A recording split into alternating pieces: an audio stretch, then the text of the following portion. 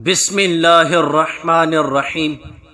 میرے محترم بھائیوں اور دوستوں، اللہ تعالیٰ قرآن میں فرماتا ہے کہ اللہ تعالیٰ وہ ہے جس نے تمہیں کمزوری کی حالت میں پیدا کیا، پھر اس کمزوری کے بعد توانائی دی، پھر اس توانائی کے بعد کمزوری دی اور بڑھاپا کر دیا۔ جو چاہتا ہے پیدا کر دیتا ہے، وہ سب سے پورا واقف اور سب پر پورا قادر ہے۔ تشریح: انسان کی ترقی و تنزلی پر نظر ڈالو، اس کی اصل تو مٹی سے ہے، پھر نطفے سے، پھر خون بستہ سے، پھر گوشت کے لوتڑے سے، پھر اسے ہڈیاں پہنائی جاتی ہے، پھر ہڈیوں پر گوشت پوست پہنایا جاتا ہے، پھر روح پھونکی جاتی ہے، پھر ماں کے پیٹ سے ضعیف و نحیف ہو کر نکلتا ہے، پھر توڑا توڑا بڑھتا جاتا ہے اور مضبوط ہوتا جاتا ہے، پھر بچپن کے زمانے کی بہاریں دیکھتا ہے، پھر جوانی کے قریب آ پہنچتا ہے، پھر جوان ہو جاتا ہے، آخر نشوونما موقوف ہو جاتی ہے، پھر طاقتیں گھٹنے لگتی ہے، ادیڑ عمر کو پہنچتا ہے، پھر بوڑھا ہوتا ہے، پھر بوڑھا پوس ہو جاتا ہے۔ طاقت کے بعد کی یہ ناطاقتی بھی قابل عبرت ہوتی ہے کہ ہمت پست ہے، دیکھنا، سننا، چلنا، پھرنا، اٹھنا، اچکنا، پکڑنا، عرض ہر طاقت گھٹ جاتی ہے، رفتہ رفتہ بالکل جواب دے جاتی ہے اور ساری صفتیں متغیر ہو جاتی ہے، بدن پر جھریاں پڑ جاتی ہے، رخسار چچک جاتے ہیں، دانت ٹوٹ جاتے ہیں، بال سفید ہو جاتے ہیں۔ یہ قوت کے بعد کی کمزوری اور بڑھاپا۔ اللہ جو چاہتا ہے کرتا ہے، بنانا بگاڑنا اللہ کے قدرت کے عجیب کرشمے ہے۔ ساری مخلوق اس کی غلام، وہ عالم، وہ قادر، نہ اس کا سا کسی کا علم، نہ اس جیسی کسی کی قدرت۔ حلال مال سے صدقہ کی عجیب برکت۔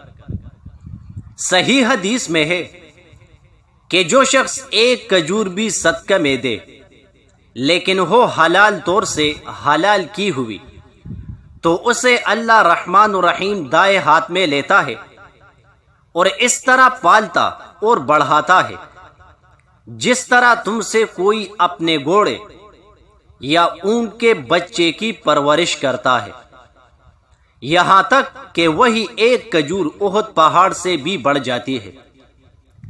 اللہ تعالیٰ ہی خالق و رازق ہے۔ انسان اپنی ماں کے پیٹ سے ننگا، بے علم، بے کان، بے آنکھ، بے طاقت نکلتا ہے، پھر اللہ تعالیٰ اسے سب چیزیں عطا فرما دیتا ہے، مال بھی، ملکیت بھی، کمائی بھی، تجارت بھی، عرض بے شمار نعمتیں عطا فرماتا ہے۔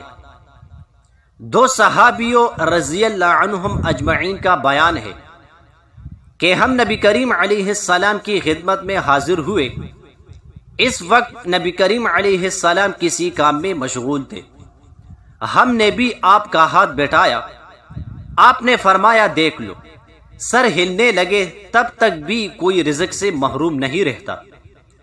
انسان ننگا بھوکا دنیا میں آتا ہے، ایک چل کا بھی اس کے بدن پر نہیں ہوتا، پھر اللہ تعالیٰ ہی اسے روزیاں دیتا ہے۔